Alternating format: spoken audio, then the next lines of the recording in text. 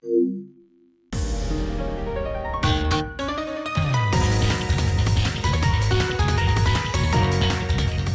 this is Chaotix and welcome to my first ever keyboard review. This is the GamaKay K66, a 65% hot-swappable mechanical keyboard. I would like to say a special thank you to Banggood for sending me this keyboard for free in exchange for a review. However, this will not affect my overall opinions on the board itself. This is my first ever review, so if I've missed anything or if I've gotten any details wrong, feel free to let me know in the comments. When you first open the box, you will receive a small instruction sheet, the keyboard itself, a USB-C cable, brush, a keycap puller, and a switch puller. There's been some confusion on the Banggood page about the keyboard, claiming that it's non-hot swappable. While that may have been true in the past, the one I received is in fact hot swappable, meaning you can take out the switches to either lube them or replace them with different ones. Both 3 and 5 pin switches should work just fine. The keyboard comes in a variety of different Gateron coloured switches, including black, blue, brown, red, and what I chose, yellow. I asked for yellow switches as I've heard they're very smooth even when not lubed, and I wanted to try them for myself. When plugging it in, you can already see why this keyboard might be appealing for some. The lights are honestly incredible to look at. Each individual key has an LED, and there's also LEDs along the edges. The keyboard is made out of frosted acrylic, and it's why the keyboard lights diffuse in such a way to make the RGB stand out even more than regular keyboards. It's very sturdy with very little flex when pressing down on it. The corners are smooth to the touch with no sharp edges, and it just looks amazing even when the lights are off. Overall, this keyboard creates an amazing first impression, even before typing on it. But first impressions don't mean much if the keyboard isn't good to type on, so how does it feel? Little disclaimer here, this is my first ever 65% keyboard, and due to me living in the UK, I'm more typically used to an ISO layout rather than an ANSI layout. It's definitely taken me a couple of days to get used to this keyboard. This probably doesn't apply to most of my viewers, however, and shouldn't affect my overall judgment.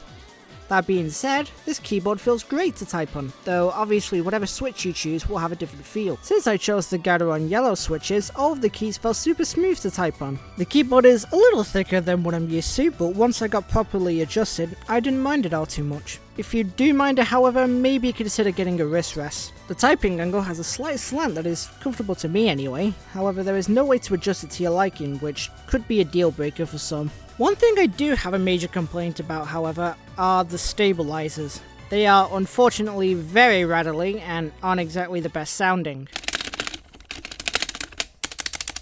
I do plan to mod these at some point in the future, however I am reviewing the board completely stock, so that's something to keep in mind. The keycaps are pure white with a see-through legend, though it's sometimes a little difficult for the light to shine through. I've seen people use HyperX pudding keycaps on similar keyboards though to let the RGB shine through even more, which is something I'm definitely interested in. There are a lot of lighting effects to choose from, if a little bit unintuitive to choose the one you want without the little instruction sheet.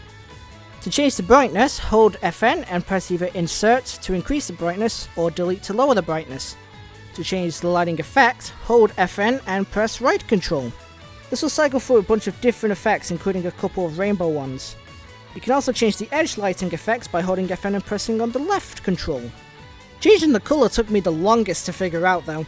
To change the colour, hold FN and press space whilst you're on a non-rainbow effect, then press any key on your keyboard. Each key corresponds to a different colour. Alternatively, you can set it to random colours by pressing space again. If you don't want to deal with any of that nonsense, you can set the colours and effects manually using the software, which I'll have a link to in the description. You can also change the polling rates and set up macros there if you're into that sort of thing. So, how does the keyboard sound? Well, here's a quick sound test, but quick disclaimer. Take these sound tests with a grain of salt. There's an excellent video by Near Lucid that explains that there's a lot that affects how a keyboard can sound. I'll leave a link to the video in the description. But still, if you want a basic idea of how the keyboard sounds, here you go.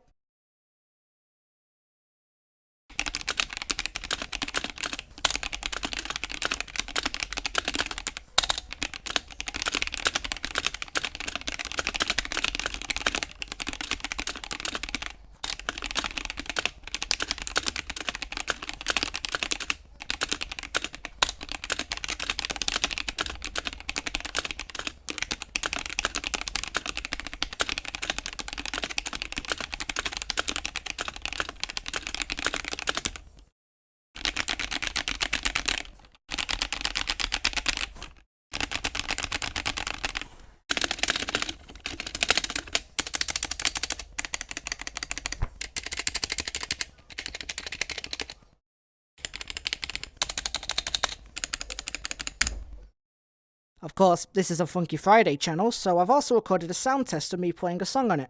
If you just want my final thoughts on the keyboard, skip to the timestamp listed on screen.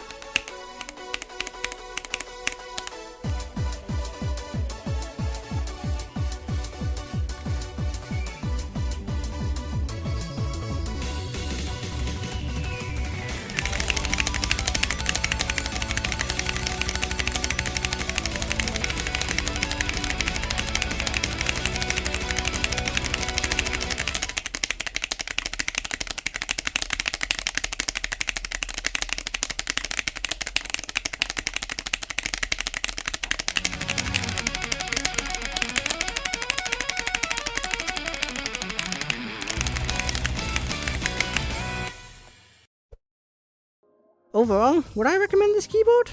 Honestly, I'm not sure. I think it's a great keyboard overall, but there are just a few nitpicks I have that keep it from being an absolute recommendation. Namely, the stabilizers and the non-adjustable typing angle. Of course, the former can be fixed with some modding, which I'm interested in at some point, and the latter doesn't bother me that much, but I'm reviewing this keyboard as is. Some people won't mind either, some people will. Regardless, this will be replacing my old keyboard from now on, as I much prefer the typing experience and the smoother switches. Thank you for watching! If you've enjoyed this video, consider leaving a like, comment, subscribe. All the channels say this, so it must be important, right? Oh, and follow me on Twitter. I make cool things as Source Filmmaker because I really enjoy torturing myself. See you next video!